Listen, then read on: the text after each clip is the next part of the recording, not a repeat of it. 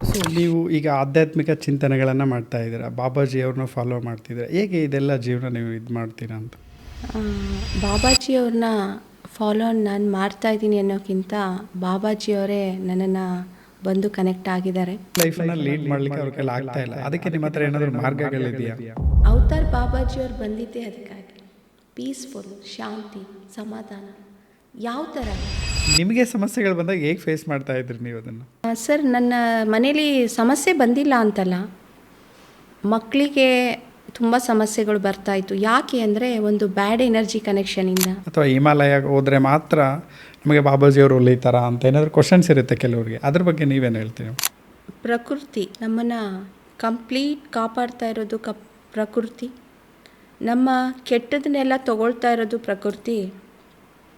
ಆದರೆ ಪ್ರಕೃತಿಗೆ ನಾವು ಏನು ಕೊಡ್ತಾ ಇದ್ದೀವಿ ಅನ್ನೋದು ಬಾಬಾಜಿ ಹೇಳ್ತಾರೆ. ನಿಮ್ಮಿಂದ ಸಮಾಜಕ್ಕೆ ಏನು ಮೆಸೇಜ್ ಕೊಡ್ಲಿಕ್ಕೆ ಇಷ್ಟಪಡ್ತೀರಾ?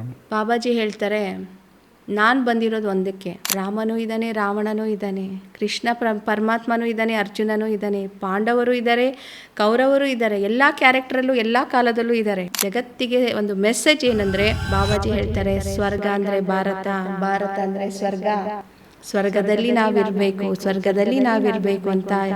ಯಾವುದೇ ಕಂಟ್ರಿಯಲ್ಲಿದ್ದರೂ ಕೂಡ ಅವ್ರು ಮತ್ತೆ ಭಾರತಕ್ಕೆ ಬರಬೇಕಂತೆ, ಅದು ನಡೆಯುತ್ತೆ ಅಂತೆ ಸರ್. Thank you sir.